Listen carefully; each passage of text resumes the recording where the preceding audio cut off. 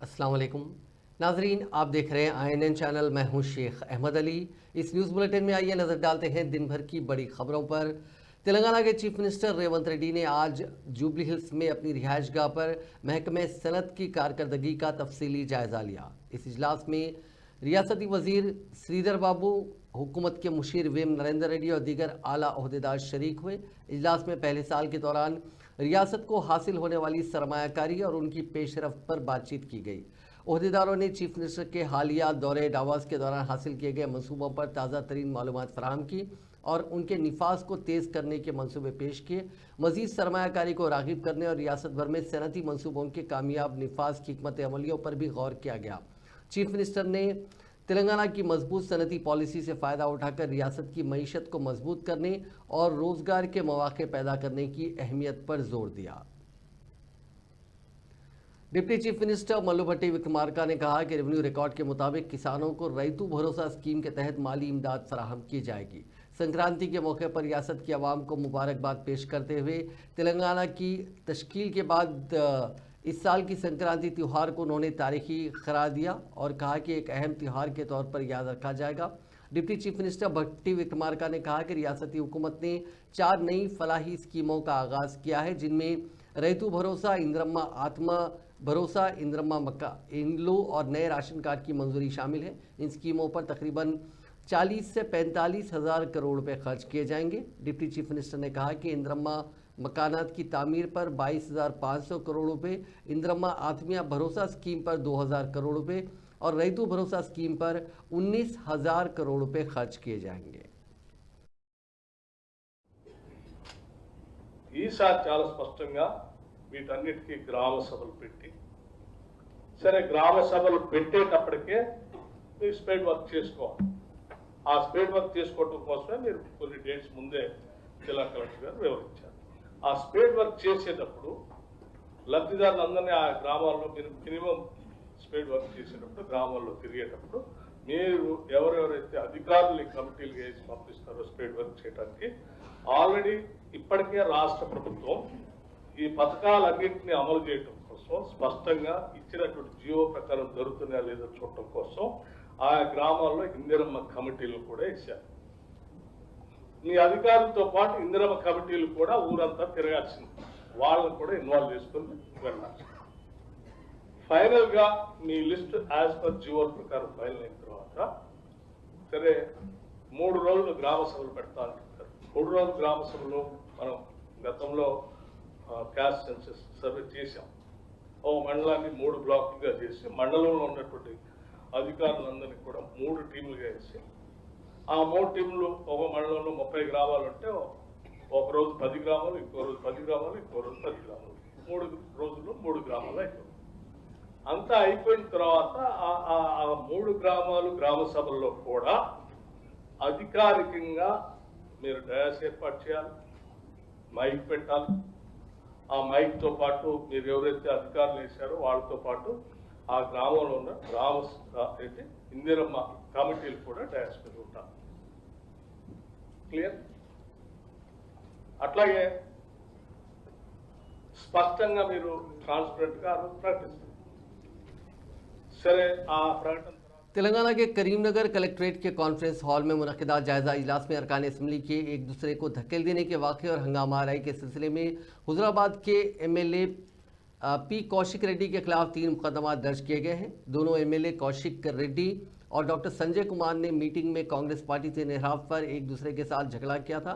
करीमनगर के RDO ने इतवार की रात BRS रुकन असम्बली के खिलाफ 1 टाउन पुलिस में शिकायत दर्ज कराई। करीमनगर डिस्ट्रिक्ट लाइब्रेरी के चेयरमैन सत्तू मलेशम ने भी शिकायत दर्ज करवाई कि कौशिक रेड्डी ने उनके साथ नाज़ेबाज सलूक किया।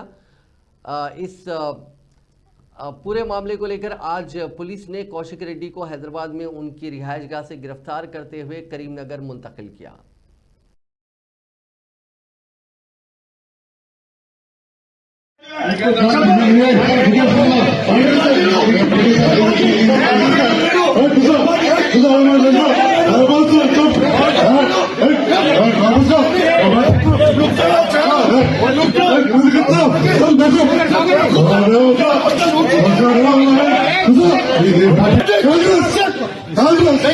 Come on,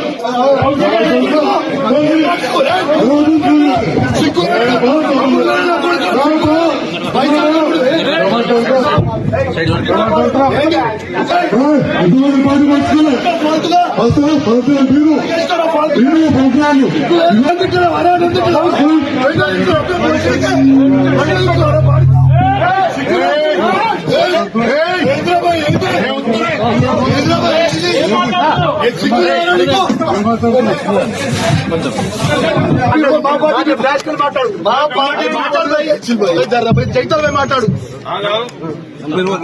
అదే కదా భాయ్ సాబ్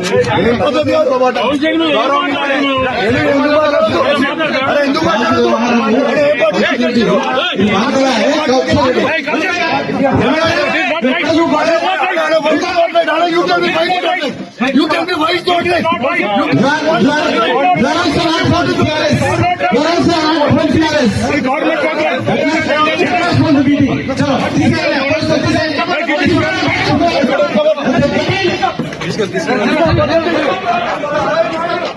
जगतियाल के रुकन असेंबली डॉक्टर संजय कुमार ने बीआरएस रुकन असेंबली कौशिक रेड्डी के खिलाफ स्पीकर असेंबली जी प्रसाद कुमार से मुलाकात करते हुए शिकायत दर्ज कराई है, जिसमें उन्होंने कौशिक रेड्डी के रवैये पर कार्रवाई करने का मुतालबा किया।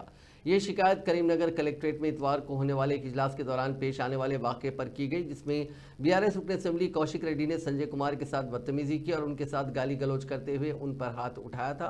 संजय कुमार ने इल्जाम लगाया कि कौशिक रेड्डी ने न सिर्फ गाली गलौज की बल्कि इजलास के दौरान उनको ढकेल दिया। इसके बाद संजय कुमार ने पीर के रोज स्पीकर से मुलाकात करके कौशिक रेड्डी के खिलाफ कार्रवाई की दरखास्त की। सदर बीआरएस व साबिक चीफ मिनिस्टर के चंद्रशेखर राव ने रियासत के अवाम को मकर संक्रांति की मुबारकबाद पेश की। उन्होंने कहा कि यह त्यौहार किसानों और ज़राअत से वाबस्ता त्योहारों में ख़ास अहमियत रखता है। अपने एक बयान में केसीआर ने रियासत की कांग्रेस हुकूमत को मशवरा दिया कि वो बीआरएस के 10 साला दौरे हुकूमत में किसानों की फलाह बहबूद और ज़राअत की तरक्की के लिए जिन स्कीमों पर अमलावरी की थी उन स्कीमों को जारी रखें। उन्होंने मज़ीद कहा कि संक्रांति की खुशी तभी दुगनी होगी जब किसानों की ज़िंदगियों में खुशहाली आएगी। शादी के बाद पहली बार संक्रांति के मौके पर ससुराल आने वाले दामाद के लिए ससुराल वालों ने 130 मुख्तलिफ पकवान तैयार किए। शहर के इलाके सरूनगर और शादानगर में रहने वाली कांत्री और कल्पना की 2 बेटियां हैं। बड़ी बेटी की शादी 4 माह कबल रियासत आंध्र प्रदेश के शहर काकीनाडा के रिहायशी मल्लिकार्जुन से हुई थी। संक्रांति के मौके पर दामाद पहली बार ससुराल आया था और इस खास मौके पर ससुराल वालों ने अपने दामाद की इज्जत और मोहब्बत के तौर पर 130 किस्म के पकवान तैयार किए। इन पकवानों में गोश्त, सब्जियां, पुलीहरा और दीगर लजीज डिशेस शामिल थी। इतने पकवान देखकर दामाद हैरान रह गया और उसने इस शानदार दावत की सराहना की। यह वाक़या न सिर्फ ससुराल की मोहब्बत को जाहिर करता है बल्कि इस बात का भी गमाज़ है कि तेलुगु रियासतों की सकाफत में दामाद की इज्जत अफजाई और उसके लिए ख़ास खाने तैयार करना एक अहम रिवायत है। महकमा ट्रांसपोर्ट के enforcement joint commissioner Chandrashekhar Gaur ने बताया कि संक्रांति के मौके पर कवायद और ज़वाबित की खिलाफ वर्जी करने वाली प्राइवेट ट्रैवल कंपनियों के खिलाफ ट्रांसपोर्ट डिपार्टमेंट ने कार्रवाई की है। पिछले 4 दिनों से मुख्तलिफ इलाकों में खुसूसी टीमों के जरिए जांच की जा रही है। उन्होंने कहा कि हैदराबाद, रंगारेड्डी, नलगुंडा, निज़ामबाद और महबूबनगर जैसे इलाकों में 12 टीमें तश्कील देकर गाड़ियों की जाँच की गई। हैदराबाद के एलबी नगर और आरामगढ़ के करीब तलाशी के दौरान कवायद की खिलाफ वर्जी करने वाले प्राइवेट ट्रैवल्स कंपनियों के खिलाफ 300 से ज़ायद मुकदमात दर्ज किए गए। इन्फोर्समेंट जॉइंट कमिश्नर ने मजीद बताया कि संक्रांति त्यौहार के मौके पर प्राइवेट ट्रैवल्स कंपनियां मुसाफिरों से मनमानी किराया वसूल कर रही हैं, जिसकी शिकायत मौसूल हो रही थी। इसीलिए वसी पैमाने पर जांच की गई।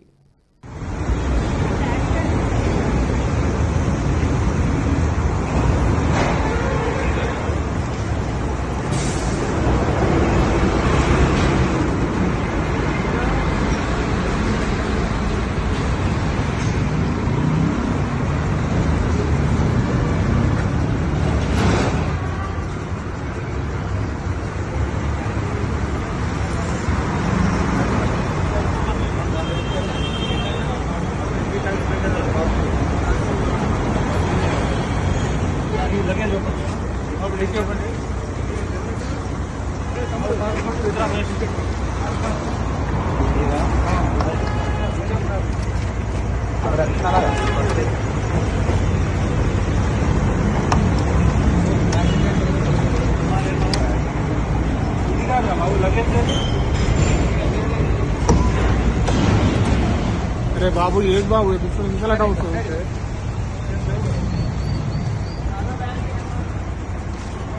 पीछे तेलंगाना के आसिफाबाद जिले के रासपल्ली गांव में मुर्गों की लड़ाई का रकम की शराइत के साथ एहतमाम करने वाले 10 अफराद को गिरफ्तार कर लिया गया। एक इत्तला पर टास्क फोर्स की टीम ने उस मकाम पर छापा मारते हुए उन अफराद को गिरफ्तार किया।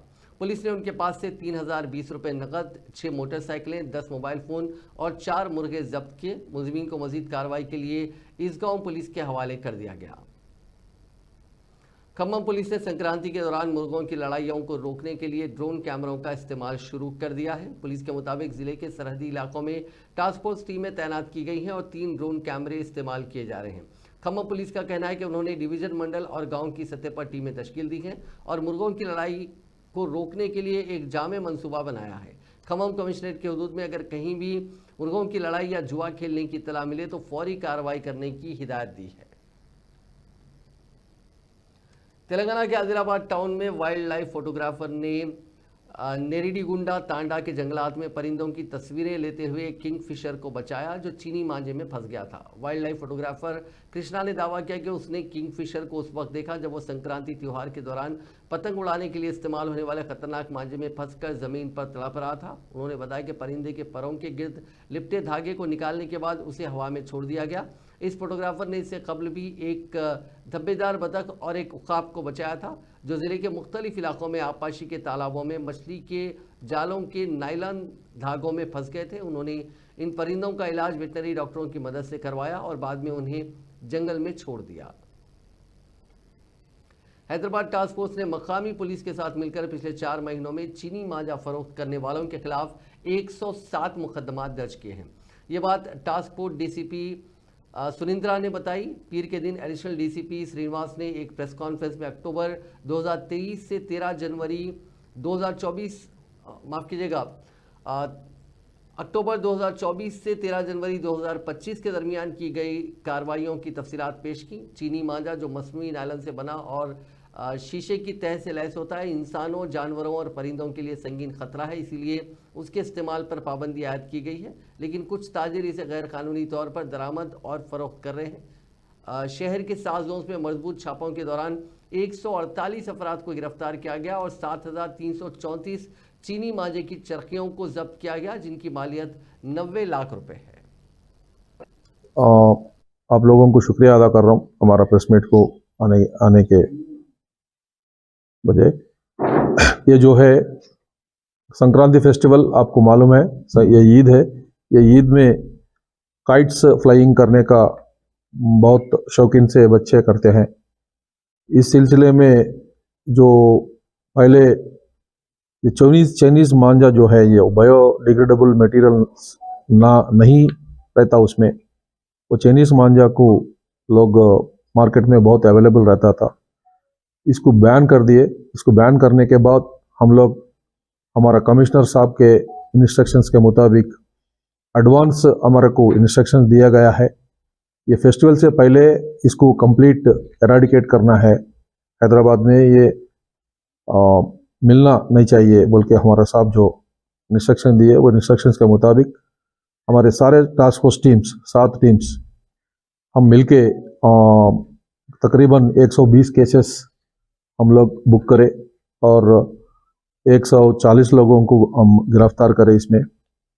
और इस सिलसिले में हम लोग 7000 से बढ़ के ये जो प्रोहिबिटेड मांझा है वो मांझा को हम लोग बरामद करके वो लोगों को कोर्ट में पेश कर दिया गया और तकरीबन 90 लाख का वर्थ मटेरियल है ये पूरा, ये सब बरामद करके हम कोर्ट को पेश करें।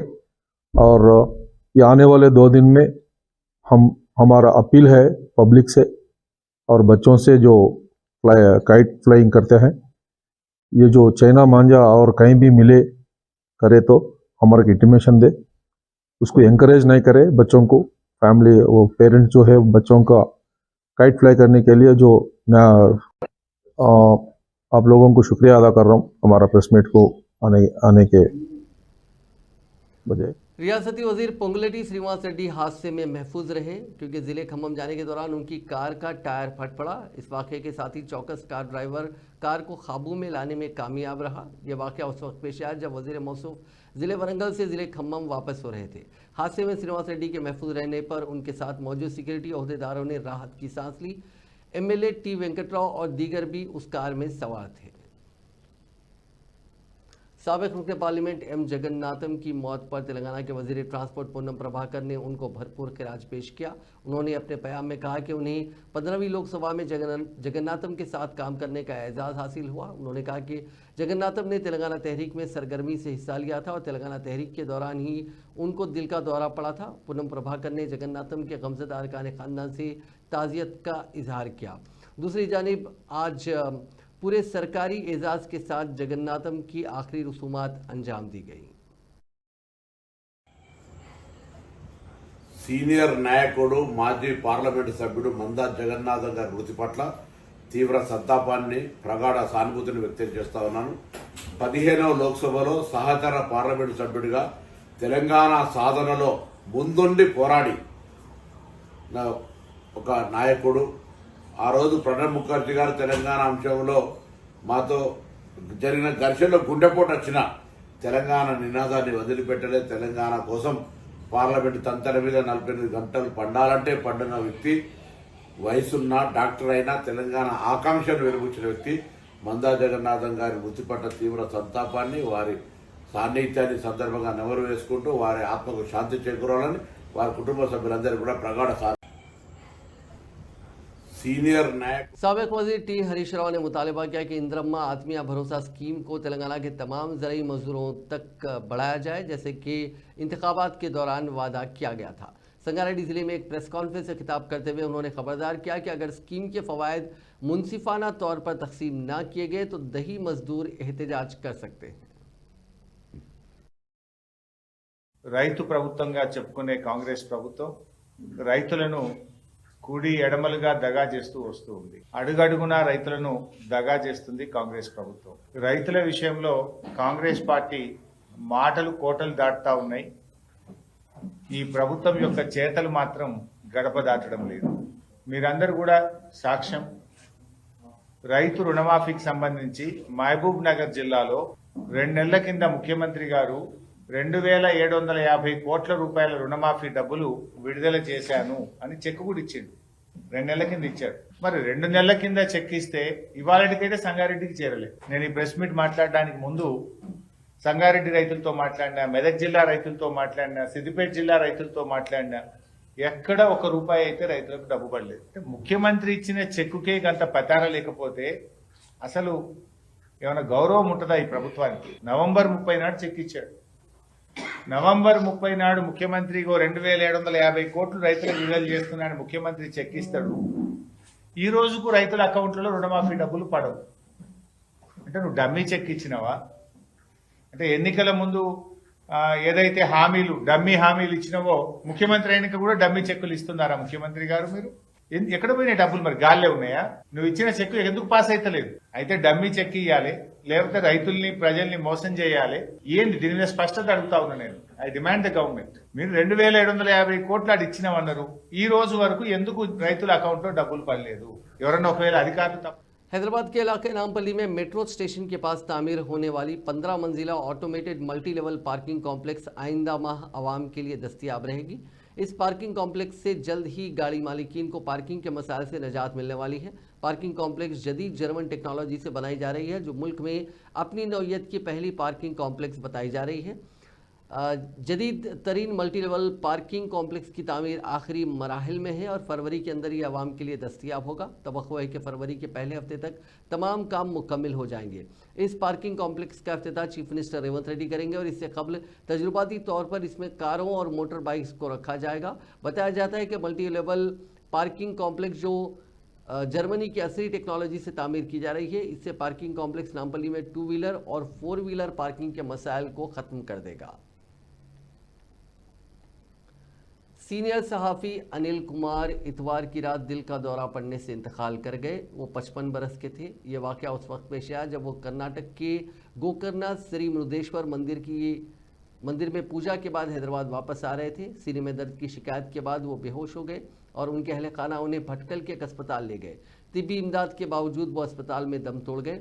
अनिल कुमार ने सहाफत में कई दहाइयों पर मुहित शानदार करियर गुजारा। 1994 में न्यूज़ टाइम के रिपोर्टर के तौर पर उन्होंने आगाज़ किया और बाद में TNI चेन्नई, AP टाइम्स और डेली हिंदी मिलाप जैसे मारूफ इदारों के साथ उन्होंने काम किया। उन्होंने स्वतंत्र वार्ता में 12 साल बतौर ब्यूरो इंचार्ज खिदमात अंजाम दी और 6 साल द न्यू इंडियन एक्सप्रेस के साथ गुजारे। 2022 में उन्होंने तेलंगाना टुडे में शमूलियत इख्तियार की। वह हैदराबाद के सफीलगुड़ा के रिहायशी थे। उनके पसमंदगान में उनकी अहलिया आशा और 2 बच्चे रेशमी और राहुल शामिल हैं। तेलंगाना के चीफ मिनिस्टर रेवंत रेड्डी ने अनिल कुमार के अचानक इंतकाल पर गहरे सदमे और अफसोस का इजहार किया। उन्होंने इस सुगवार ख़ानदान से दिली ताज़ियत की और सहाफ़त के मैदान में अनिल कुमार की नुमाया खिदमात को याद किया। अनिल कुमार की मौत से सहाफ़ती बरादरी में एक खिला पैदा हो गया है, जहां साथी और खैरख्वाह एक मुअज़्ज़िज़ और माहिर पेशावर के नुकसान पर सुगवार है। ज़हनी तौर पर मुतासरा खातून के साथ जिनसी ज़्यादती की गई। ये शर्मनाक वाक़या रियासत तेलंगाना के ज़िले मेदक में पेश आया। फौरी तौर पर तफ्तीश शुरू कर दी गई है और मुलजिमीन को गिरफ्तार कर लिया गया है। चेगुंटा के सब इंस्पेक्टर चैतन्य रेड्डी ने इतवार को मेदक ज़िले के मासाईपेट मंडल के रामंतपुर में पेश आने वाले वाक़े की तफसीलात का इंकशाफ किया।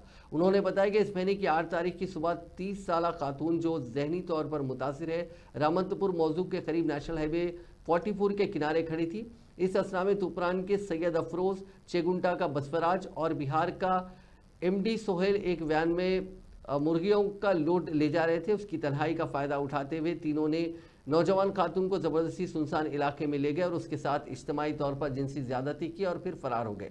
इस महीने की 10 तारीख को रामंतपुर के एक शख्स ने अपनी भैंस के लापता होने के बाद चेगुंटा पुलिस स्टेशन में शिकायत दर्ज करवाई। असमत दरी के वाक़े का उस वक्त पता चला जब पुलिस भैंस की तलाशी के दौरान रामंतपुर स्टेज के करीब एक होटल के CCTV फुटेज की जांच कर रही थी। SI ने बताया कि तीनों मुलजिमीन को गिरफ्तार कर लिया गया है और मुतासिरा को मेदक भरोसा सेंटर भिजवा दिया गया है। शहर हैदराबाद के हयात नगर में एक मकान में गैस सिलेंडर फट पड़ा, जिसके नतीजे में मकान में आग लग गई। इस मकान में ज़ईफ़ जोड़ा किराए से मुकीम है। घर में पकवान के दौरान गैस का इखराज हो गया, जिससे ये आग लगी। मकामी अफराद की इत्तला पर फायर ब्रिगेड के अमले ने वहां पहुंचकर आग पर काबू पाया। इस वाक़े में किसी के झुलसने या फिर किसी की मौत की कोई इत्तला नहीं मिली। तेलंगाना के जिले पेदपल्ली में पेश आए सड़क हादसे में बाप और बेटा हलाक हो गए। यह हादसा जिले की गोदावरी खनी गांधीनगर रोड पर आज सुबह की अवलीन सातों में उस वक्त पेश आया जब कार सड़क पर खड़ी लॉरी से टकरा गई। हनुमान नगर गोदावरी खनी का सिंगरेनी वर्कर सतीश अपने खानदान के साथ हैदराबाद से वापस आ रहा था कि उसकी कार सड़क पर खड़ी लॉरी से टकरा गई। हादसा इतना खतरनाक था कि सतीश की मौके पर ही मौत हो गई, जबकि उसके बेटे सत्विक की गोदावरी खनी के सरकारी अस्पताल में इलाज के दौरान मौत हो गई। इस हादसे में 3 दीगर अफराद जख्मी हो गए, जिनका इलाज जारी है। मेदक जिले के रामायण पेट के 26 साला शख्स चिकली प्रसाद ने पीर के रोज शामिरपेट पुलिस स्टेशन की हुदूद में खुदकशी कर ली।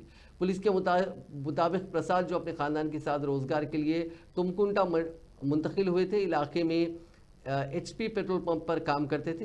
हुक्काम के मुताबिक प्रसाद शदीद माली मसाइल का शिकार था, जिसकी वजह से वो जहनी दबाव में था। हालात का सामना न कर सकने पर उसने पेट्रोल पंप के करीब एक दरख्त से लटक कर खुदकशी कर ली। जाए वक़ू से मिलने वाले सुसाइड नोट में उसने अपने कर्ज़ों पर अफसोस का इजहार किया और अपने ख़ानदान से अपील की कि उसके फ़ैसले का इल्ज़ाम उसकी बीवी पर ना लगाएं। उसने ख़ानदान से बीवी का ख्याल रखने की दरख्वास्त की। पुलिस इस पूरे मामले की जांच कर रही है। हैदराबाद के राजेंद्र नगर में वाक़ प्रोफेसर जयशंकर तेलंगाना ज़रई यूनिवर्सिटी में देखे गए तेंदुए की नकलो हरकत का पता चलाने के लिए ट्रैप कैमरे जगह जगह लगाए गए हैं। FDO शमशाबाद विजय आनंद राव और doctor Hussain incharge security officer ने बताया कि गुज़िश्ता 3 दिनों से इस इलाके में तेंदुए के पंजों के निशानात पाए गए। उन्होंने कहा कि 2 दिन पहले एक शख्स की जानिब से तेंदुए की शक्ल का जानवर देखे जाने का दावा किया गया था। सुबह चहलकदमी के लिए जाने वाले मकामी अफराद ने प्रोफेसर जयशंकर के मुजस्समे के करीब इस जानवर को देखा। जंगलात के अहदेदारों की एक टीम ने कैंपस में इस जानवर की नकलो हरकत का पता चलाने के लिए ट्रैप कैमरे लगाए हैं।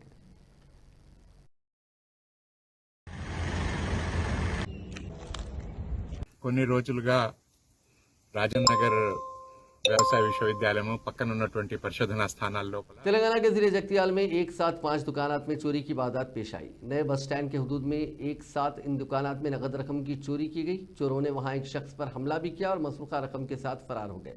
मकामी अफराद ने शिकायत करते हुए कहा कि इलाके में लगाए गए सीसीटीवी कैमरों के काम न करने पर जराइम की वारदातों में रोज़ बरोज़ इजाफा होता जा रहा है। इस सिलसिले में कई शिकायतें की गई हैं।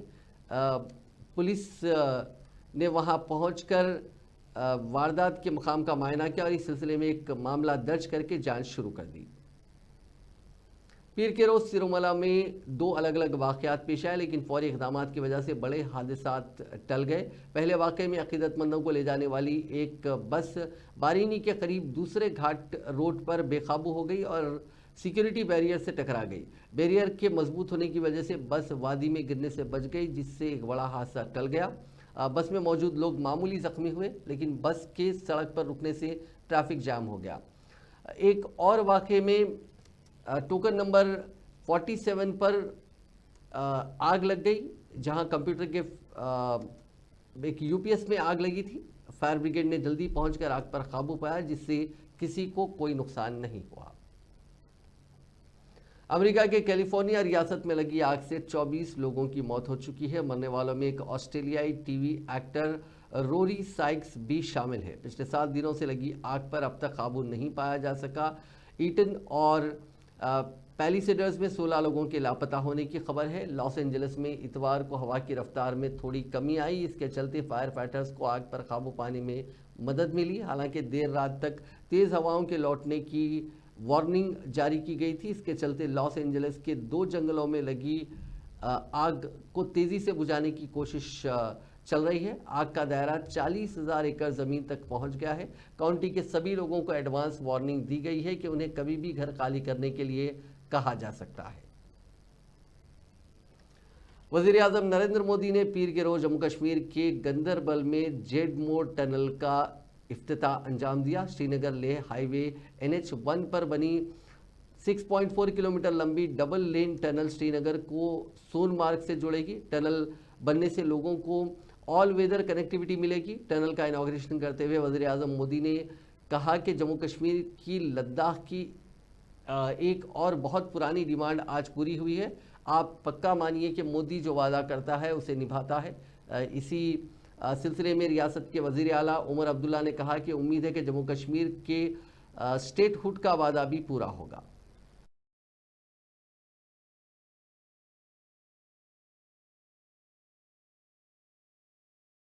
साथियों, आज मैं एक बड़ी सौगात लेकर आपके एक सेवक के रूप में आपके बीच आया हूं। कुछ दिन पहले मुझे जम्मू में, और जैसा मुख्यमंत्री जी ने बताया 15 दिन पहले ही आपके अपने रेल डिवीजन का शिलान्यास करने का अवसर मिला था। यह आपकी बहुत पुरानी डिमांड थी। आज मुझे सोनमर्ग टनल कामयाबी हासिल करने के बाद अंतर्राष्ट्रीय योग दिवस पे आपने श्रीनगर में प्रोग्राम किया था।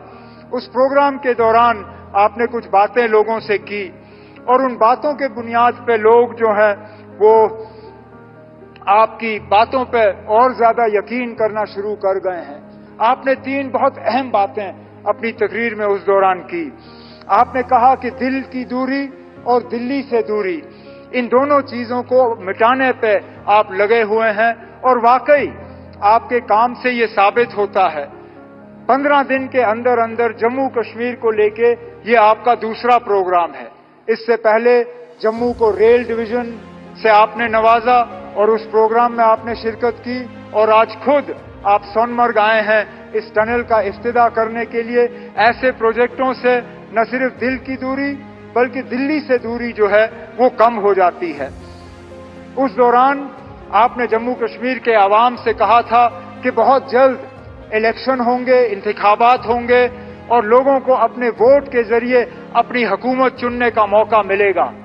नाज़रीन, इस न्यूज़ बुलेटिन में बस इतना ही। आप देखते रहिए INN चैनल।